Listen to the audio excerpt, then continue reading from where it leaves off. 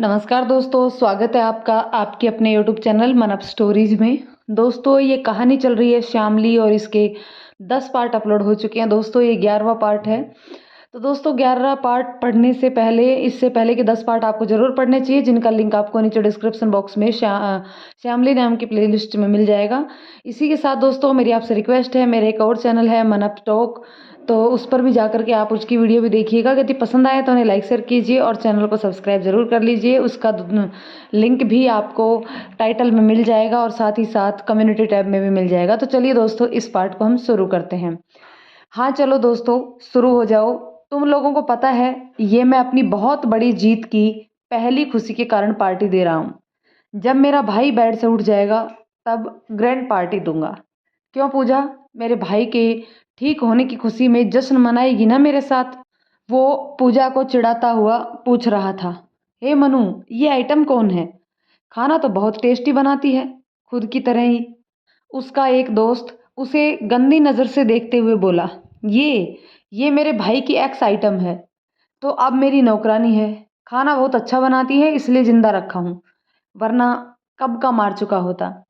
मनु उसे जताते हुए कहता है। सब दोस्त ठहाका लगा के हंसते हैं। पूजा उसके वार्निंग वाले अंदाज पर अंदर तक सिहर उठती है। वो तो विशाल के मरने का इंतजार कर ही रही थी, वरना अपने गंदे वजूद के साथ वो भी नहीं जीना चाहती थी। वो सोच चुकी थी, जिस दिन विशाल की मौत देख लेगी उस दिन आत्महत्या कर लेगी। मनु खाना और ड्रिंक के बाद ओवरलोड हो चुका था। उसके चारों दोस्त आंखों ही आंखों में कुछ इशारा करके ड्रिंक कम किए थे, जिससे वो होश में रह सकें। पूजा पूरे जूठे बर्तन समेटकर साफ सफाई में लग रही थी। मनु वही डाइनिंग हॉल में बैठे बैठे ही सो चुका था। वो चारों दबे पा उठे। उनमें से एक आकर मेन गेट का दरवाज़ा बंद कराया और फिर चारों जाकर पूजा का मुंह दबाते हुए एक कमरे में लेकर चले जाते हैं और दरवाज़ा अंदर से बंद कर लेते हैं। आधी रात में कहीं कुछ खटका था, जिससे अभय की नींद खुल गई थी। बहुत मुश्किल से मनोरमा जी ने उसे अपने कमरे में ही एक गिलास दूध पिलाकर सुलाया था। अभय श्यामा का सोच रहा था, उसकी आंखें गीली होने लगी थी। न जाने रात में वो कहाँ और किस हाल में होगी। कितने सपने हैं उसकी आंखों में। पिता का सपना पूरा करना है उसे, भगवान उसे हर मुसीबत से बचाना। वो हाथ जोड़कर भगवान से प्रार्थना करने लगता है। उसकी आंखों के कोनों से आंसू बह चले थे। उसी रात होटल के कमरे में बेड पर तकिए को पकड़कर लेटी सिमी बहुत खुश थी। अभय, मैं कल आ रही हूँ, तुमसे माफ़ी मांग लूँगी और तुम्हारी माँ से भी माफ़ी मांग लूँगी। तुम और तुम्हारी माँ बहुत भोले हो अभय। तुम लोग ज़रूर मुझे माफ़ करके मुझे अपना लोगे और फिर हमारी शादी होगी। तुम मेरे पति बनोगे और मैं बनूंगी मिसेस सिमरन अभय सिंह ठाकुर। वाह, मज़ा आ जाएगा। यस, बोलकर तकिए को सीने से लगाती आंख बंद करके मीठे सपनों में खो जाती है। सुबह मनु की आंख खुलती है तो वो पूजा को आवाज़ लगाता है। कुछ देर बीत जाने के बाद भी वो नहीं आती है तो मनु को आश्चर्य होता है। आज पहली बार था जब वो नहीं आई थी, वरना एक आवाज़ पर दौड़ी चली आती थी। वो अपने नशे के ओवरडोज होने के कारण दुखते सर को पकड़कर उसे ढूंढने किचन में जाता है, पर वहाँ सब कुछ रात का बिखरा पड़ा था। वो गुस्से से उसे आवाज़ लगाता है, पर फिर भी वो नहीं आती है। वो सब कमरों का दरवाज़ा खोलकर देखने लगता है। एक कमरे में वो रोती सिसकती पड़ी थी। उसके चेहरे पर रात भर हुई बर्बरता की झलक साफ दिखाई दे रही थी। मनु झुककर उसे उठाकर बैठाता है और पूछता है, किसने किया ये सब? आपके दोस्तों ने, वो रोते हुए बोलती है। कुछ देर रुककर, ओह, मैं उनकी तरफ से सॉरी बोलता हूँ। अब खुश? चलो उठो, मुझे लेमन टी बना कर दो, सर फट रहा है। वो बेपरवाही से कहकर बाहर निकलता है। पूजा उसके व्यवहार पर जोर जोर से रोने लगती है। इतनी बड़ी बात और ये तरीका। वो मन ही मन मनु के मर जाने की दुआ करती है। तभी मनु की चिल्लाती आवाज़ सुनकर किसी तरह घिसटते हुए खुद को समेटती है और उठकर बाहर जाती है। वो सोफे पर बैठा उसे खूंखार नज़रों से घूरता है। इतना ड्रामा क्यों कर रही हो? मैंने उनकी तरफ से सॉरी बोला ना, और कौन सा पहली बार हुआ है तुम्हारे साथ ये सब, जो इतना रायता फैला रही हो तुम? चलो हाथ मुंह धोकर काम पर लगो, मेरा चाय लेकर भाई के कमरे में आ जाओ। वो गुस्से में कहता हुआ चला जाता है और वो रोती हुई वॉशरूम में घुस जाती है। मनु जब कमरे में जाता है तो श्यामा कुर्सी पर ही सो रही थी। वो उसे गौर से देखने लगता है। उसकी सुराहीदार गर्दन एक ओर लटकी हुई थी और दुपट्टा सीने से नीचे उसकी गोद में पड़ा था। उसके चेहरे पर फैली मासूमियत मनु के इरादों को फेल कर रही थी। वो उस पर झुककर उसके गालों को अपने हाथों से सहलाता है। श्यामा उसके छुअन से जाग जाती है और मनु को खुद के ऊपर झुका पाकर तेजी से उसे धक्का देकर दुपट्टा ठीक करती है। वो उसके अचानक धकेल देने से गुस्से में आ जाता है और उसे पकड़कर 2-4 थप्पड़ लगा देता है। तुम्हारी इतनी हिम्मत कि मुझे धक्का दो? रुक तू, मैं तुझे बताता हूँ, कहकर उसका दुपट्टा खींचकर फेंक देता है और उसे खींचते हुए सोफे पर धकेलकर उसके कपड़े फाड़ने लगता है। वो चिल्ला रही थी, बचाओ बचाओ, नहीं मनु, तुम ऐसा नहीं कर सकते मेरे साथ, नहीं नहीं, छोड़ो मुझे। वो उसकी पकड़ से छूटने की कोशिश कर रही थी। मनु ऐसा मत करो मेरे साथ, प्लीज मुझसे दूर रहो, वो चिल्ला रही थी। पर मनु बहरा होकर उसके कपड़े फाड़ने में लगा हुआ था। वो उसे धक्का देकर बाहर भागना चाहती थी, पर वो उसे विशाल के बेड की तरफ धकेल देता है। उसका बेड डबल साइज का था। वो उसे उसी बेड पर खींच लेता है और फिर से उसके कपड़े फाड़ने लगता है और थप्पड़ों से मारता भी है। श्यामा अपना बचाव करते करते उसके मार से थकने लगी थी। वो रोते हुए विशाल को आवाज देती है, विशाल, मुझे बचा लो अपने इस पागल भाई से। विशाल उठो, मुझे बचाओ, तुम मुझसे प्यार करते हो ना, प्लीज मुझे बचा लो। वो विशाल का हाथ पकड़कर उसे झंझोड़ने लगती है। अचानक से विशाल अपनी आंखें खोल देता है और अपना हाथ बढ़ाकर ऑक्सीजन मास्क हटाते हुए उठ बैठता है। छोड़ो श्यामा को, बहुत ही ठंडे स्वर में कहता है। वो उसके ठीक होने से सकपका जाता है और बेड पर से उतरकर नीचे खड़ा हो जाता है। श्यामा अपने फटे कपड़ों से खुद को समेटती बेड के एक कोने में सरक जाती है और अपने पैरों में छुपकर बैठ जाती है। वो रो रही थी। विशाल उसके चेहरे पर पड़े थप्पड़ों के निशान देखकर गुस्से में भर चुका था। भाई, तू ठीक हो गया? मुझे बहुत खुशी हो रही है। मनु उसके गले लगता है, पर विशाल उसे धकेल कर खुद से दूर कर देता है। तूने श्यामा के साथ जबरदस्ती करने की कोशिश की। तुम्हें पता है ना, मैं इससे बहुत प्यार करता हूँ। फिर तूने ऐसा कैसे किया? उसका बोलने का लहजा बेगानों की तरह हो रहा था। तभी पूजा चाय लेकर आती है। उसे विशाल को सही सलामत बैठे देखकर बहुत गुस्सा आता है। विशाल पूजा को देखकर थोड़ा सा दुखी होता है। उसके चेहरे पर फैली उदासी वो महसूस करता है। पूजा, श्यामा को ले जाओ और अपने कपड़े दो पहनने के लिए। इसका ध्यान श्यामा पर जाता है। वो रोते सर घुटनों में मुंह छुपाए बैठी हुई थी। उसके कपड़े लगभग आधे फट चुके थे। पूजा उसके गिरे दुपट्टे को उठाकर उसे ढकती है और पकड़कर नीचे लेकर जाती है। मनु, अब बोलो, क्या तुम मुझे मारना चाहते हो? मैं तुम्हारा सौतेला भाई नहीं हूँ, अपना भाई हूं ना तुम्हारा। फिर तूने ऐसा क्यों किया? जब तुम जानते हो कि श्यामा से मैं प्यार करता हूँ, तो उसके साथ ऐसा क्यों कर रहे थे? वो अब क्रोध में आने लगा था। भाई, ऐसा मत बोलो। मैंने तुम्हें ठीक करने के लिए श्यामा को पकड़कर यहाँ लाया था, क्योंकि डॉक्टर ने कहा है कि आप उसके पास रहने से, उसकी आवाज़ सुनने से ठीक हो सकते हैं। पर मैं थोड़ा सा बहक गया था। मुझे माफ़ कर दो भाई। वो विशाल से माफ़ी मांगने लगता है। विशाल चुपचाप उठकर वॉशरूम चला जाता है। मनु वहीं खड़ा मन ही मन खुद को कोस रहा था। जब वो श्यामा के चेहरे पर मोहित होकर उसके साथ जबरदस्ती करने पर उतारू हो गया था, पर उसे खुशी थी कि अब विशाल में होश में आ चुका था और अब पापा दोनों भाइयों में अपने बिजनेस का बंटवारा कर देंगे। वो अपने पापा को फ़ोन करता है, पापा, भाई ठीक हो गया है और अभी वो वॉशरूम गया है खुद से चलकर। अब आप आज ही हम दोनों में जायदाद का बंटवारा कर दीजिए। वो बहुत खुश था। उसके पापा फ़ोन पकड़कर सोच में पड़ जाते हैं। मनु की बात सुनकर उनकी शर्त ही थी कि जब तक विशाल ठीक नहीं होता वो मनु को एक फूटी कौड़ी भी नहीं देंगे। बचपन में उनके सर से माँ की छाया उठने के बाद वो दोनों आवारागर्दी और गुंडागर्दी में लग गए थे। मनु तो किसी तरह विदेश जाकर पढ़ाया भी, पर वो विशाल को बाहर नहीं भेज पाए। वो अक्सर विशाल की आदतों की वजह से कॉलेज में शर्मिंदा हो जाया करते थे। श्यामा वाले मैटर में उन्हें विशाल के साथ ही ट्रांसफ़र कर दिया था। वो श्यामा और अभय को मारना चाहते थे, पर विशाल श्यामा से शादी करना चाहता था।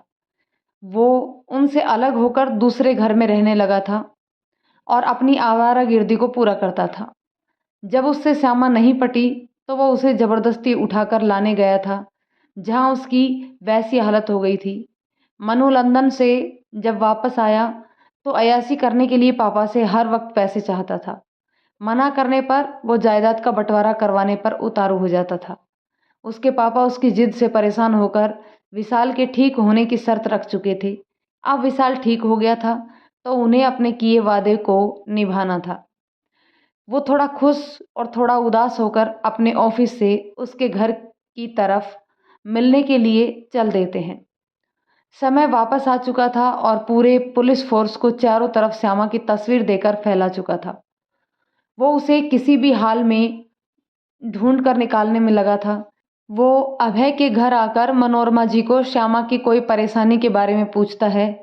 वो लोग बातचीत कर ही रहे थे तभी सिमी मुख द्वार से अंदर आते दिखी। दीनू उसे रोक रहा था, पर वो उसकी आवाज़ को इग्नोर करके मनोरमा जी के पास आकर उनके पैर पकड़कर रोने लगती है। आंटी जी, मुझे माफ़ कर दीजिए, मैंने आपका बहुत दिल दुखाया है। मैं लंदन से वापस आ गई हूँ और यहीं होटल में रहती हूँ। अब मुझे बदलना है। मुझे आप लोगों की तरह सादा जीवन जीना है।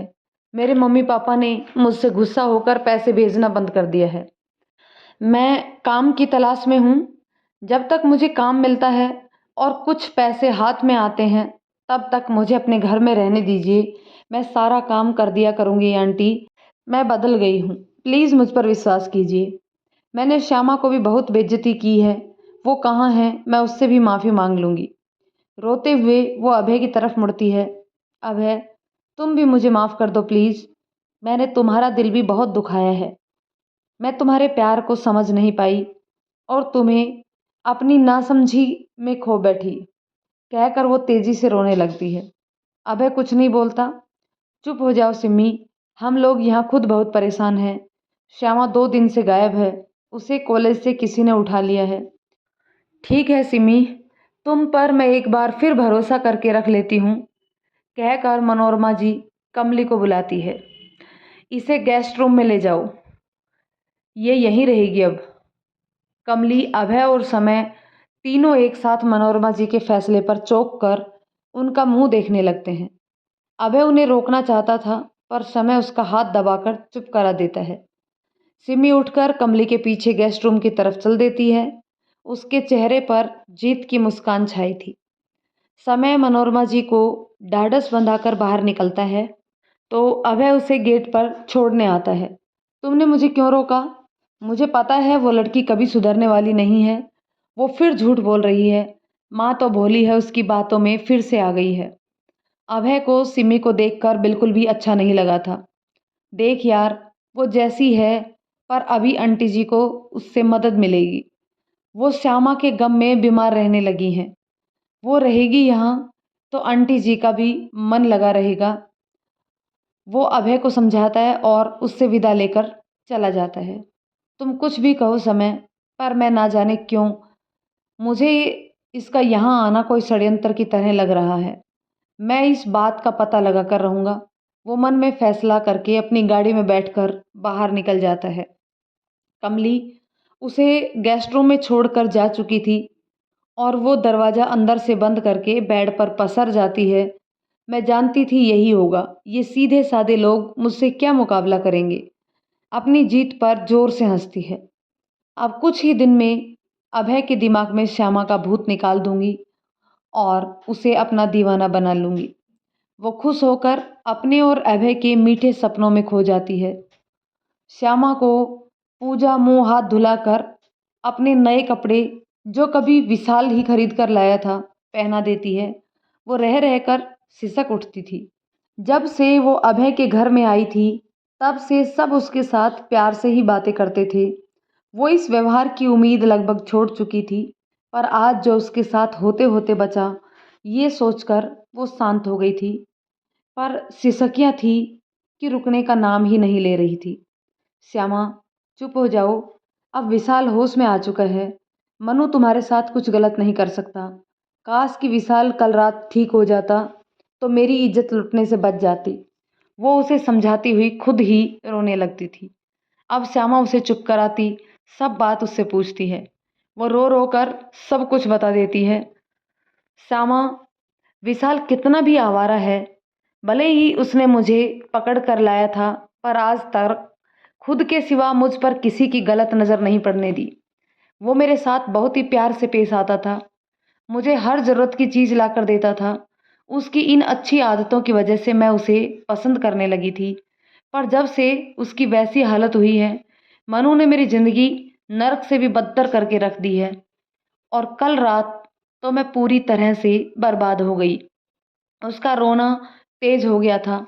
श्यामा उसे आगे बढ़कर गले से लगा लेती है। विशाल पूजा के कमरे में श्यामा को देखने आ रहा था।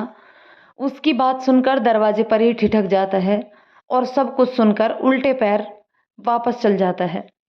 वो वहां से सीधे मनु के कमरे में आता है और मनु को पकड़कर थप्पड़ खींच कर मारता है। मैंने श्यामा को तो तुझसे बचा लिया, पर तूने पूजा के साथ बहुत बुरा किया है। मैं तुझे उसके लिए कभी माफ़ नहीं करूँगा, कहकर फिर से उसे मारने लगता है। तभी अनिल और बिल्ला के साथ उसके पापा भी आते हैं। वो दोनों विशाल से मनु को छुड़ाते हैं। ये क्या हरकत है विशाल? तुम्हें कुछ पता नहीं है जो इसने तुम्हारे खातिर किया है। वो उसे डांटते हुए कहते हैं, पापा, इसने क्या किया क्या नहीं मुझे कुछ नहीं जानना, पर इसने पूजा के साथ बहुत गलत किया है। अपने कमीने दोस्तों को नशे में छोड़कर खुद बेहोश हो गया और उन लोगों ने उसके साथ, कहते हुए वो चुप हो जाता है। भाई, आप तो श्यामा से प्यार करते हैं ना, फिर पूजा से हमदर्दी क्यों हो रही है आपको? मनु चिढ़कर बोलता है। हाँ, करता हूँ श्यामा से प्यार, पर मुझे पूजा की बेइज्जती भी पसंद नहीं है, वो चिल्लाकर कहता है और पूजा के कमरे में वापस जाता है। वो दोनों एक दूसरे के गले लगकर अभी भी रो ही रही थी।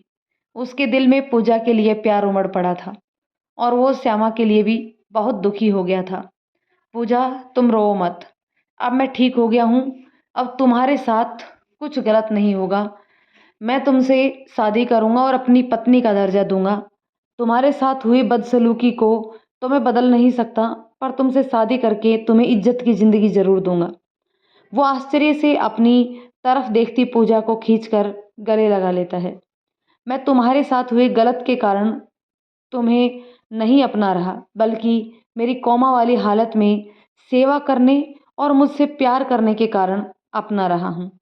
हमारी शादी कल ही पूरे समाज के बीच पूरे रीति रिवाजों के साथ होगी। वो उसके गले से लगी खुशी से रोने लगती है। वो तो उसके मरने का इंतजार कर रही थी, पर आज उसके द्वारा दी जाने वाली इज्जत और मान सम्मान वो दिल से विशाल की जिंदगी की दुआ देने लगी थी।